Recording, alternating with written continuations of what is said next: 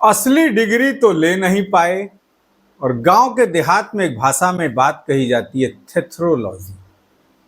तो आजकल के नेता लोग बाहर थेथरोलॉजी कर रहे हैं क्योंकि असली डिग्री उनके पास है नहीं, 8वीं 9वीं फेल हैं।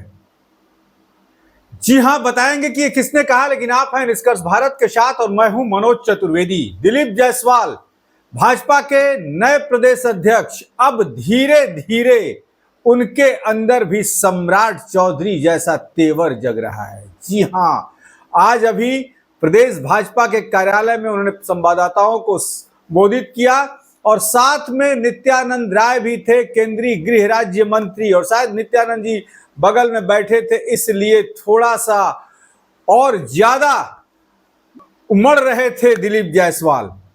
जी हां, तेजस्वी यादव की तरफ इशारा था कि स्कूली शिक्षा तो पास नहीं कर पाए लेकिन थेथरोलॉजी की डिग्री निश्चित तौर पर लिए हैं। सुनवाते हैं दिलीप जायसवाल को। ये नीतीश कुमार जी के नेतृत्व में बिहार का विकास होना है।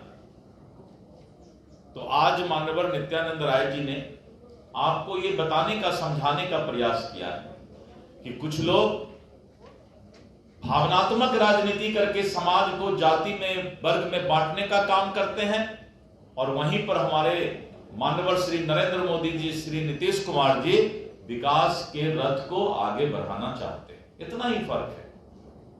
और अगर फर्क किसी को नहीं दिखाई पड़ रहा है तो आंख का इलाज करवा लें, चश्मा मिलता है चश्मा खरीद लें। लेकिन उसके बाद भी हम लोग गांव में बोलते हैं थेथर है। थेथरोलॉजी में जो है असली डिग्री तो ले नहीं पाए, तो एक नया डिग्री मिलता है स्कूल और कॉलेज के बाहर में, उसको बोलते हैं थेथरोलॉजी।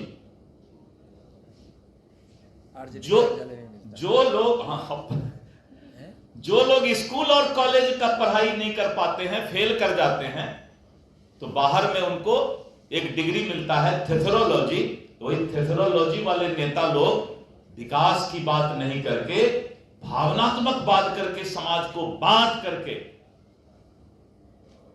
आज राजनीति करने की ताक में है। इसलिए मैं आज नित्यानंद राय जी को धन्यवाद देता हूं। नए उम्र के लोगों को मालूम नहीं है, आप चौथा स्तंभ है समाज के। आपको बताना पड़ेगा कि ये लोग जो आज विरासत लेकर के, चांदी का चम्मच लेकर के मुंह में अब्बा उड़ाने का, भावनात्मक बातें करने का प्रयास करते हैं, शर्म आनी चाहिए ऐसे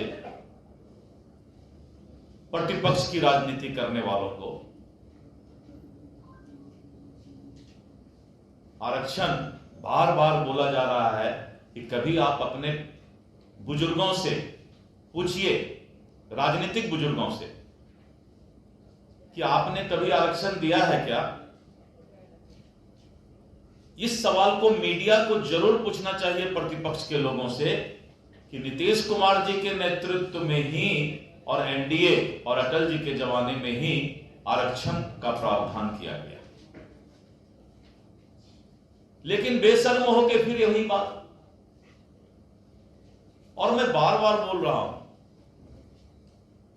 कि सुप्रीम कोर्ट में आरक्षण के मुद्दे पर बिहार सरकार गई कि तुरंत स्टे दिया जाए,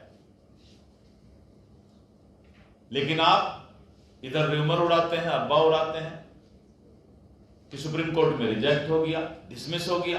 सुप्रीम कोर्ट ने तो कहा है कि सितंबर में सुनवाई करेंगे। तो यानी बजट के बारे में जो आज चर्चा हो रहा है, मैं इसलिए बता रहा हूं कि विकास की बात नहीं करेंगे, बिहार विकसित हो, देश विकसित हो, इसकी बात नहीं करेंगे।